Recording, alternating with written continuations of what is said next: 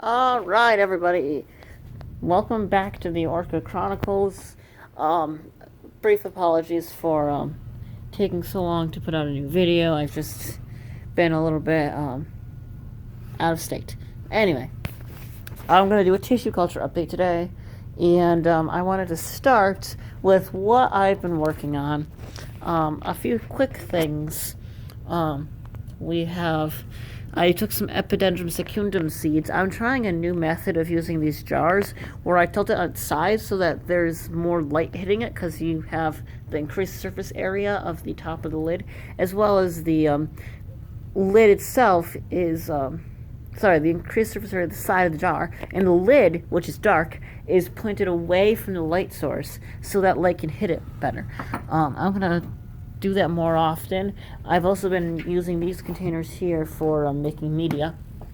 I'm about to start sowing some random seeds just for the fun of it for tissue culturing, and I'm about to start my huge bud induction project with various deciduous trees, but that doesn't really pertain to orchids, so I'm not going to worry too much about that. Anyway, there are some exciting things going on here.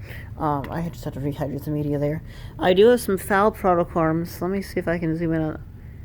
They're coming along quite nicely, actually, on P748. You can see those guys doing really well. I'm going to transfer them individually to these tubes because there's going to be more airflow. You see the cotton lid and the container, the cotton top and the lid has a gap so that air can flow through. Consequently, that allows the media to dry up a little bit more quickly. As you can see here, that's really chapped media there. I put some Cattleyas seeds down there. I don't really know what's going on in there. However, I have a couple of exciting news updates for the Cattleyas. Those tubes are very delicate. I gotta be very careful. Let's see. We are getting the first group, the Doris and Byron crossed with cattleya happiness, to germinate on the K400 media. These were sown at the beginning of November. The other group was sown on the third week of November. There's not too much germination with them just yet. Hopefully they do germinate for me, but as you can see, there are a bunch of green protocorms all over the place in there, and I am really excited. I'm not going to bother these just yet. I find that if you replate things too early, they're less likely to survive. Hypothetically speaking, it shouldn't matter, but I probably just am not experienced enough to do it without causing a lot of harm, so I don't want to bother them too much. You can also see here there is a good amount of development. This is just on the K400 media with a couple of additives.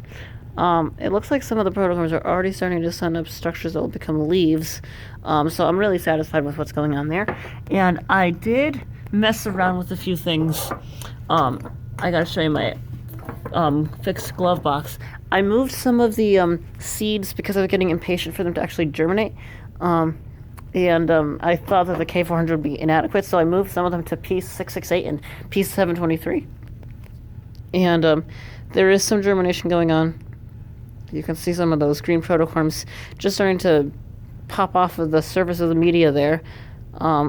It's a little hard to see, but they're growing. So we got some good stuff going on with the cattleya. I care more about the cattleya than the phalaenopsis. No offense to the phalaenopsis, it's a great group of orchids to practice with, but I really think the cattleyas are a lot prettier. And so I'm just going to kind of move things back in place. I will be setting up a couple of new things as time goes on. I do have a phalaenopsis seed pod that is getting close to maturing now, and I'm going to I actually have them in the pressure cooker right now. I'm going to use these containers with a variety of different medias to see what works best for the germination of the seeds. So stay tuned for that. And I fixed the glove box up. If you'll recall, I had a lot of problems with the glove box holes coming undone and everything, and the gloves getting loose. So I now have caulked some very, very, very long gloves in there, and that seems to be working really well. So, oh, that's where this thing went. So I'm looking forward, I've been using this and it's been working really well. I'm looking forward to doing more tissue culture with the glove box. I'm just going to get this pipette into the thing here. Oh, and my dendrobium nanochip is reblooming, and I don't think the growth in the cymbidium is are flower stalks. I'm going to try to do anther tissue culture on the what's it called? The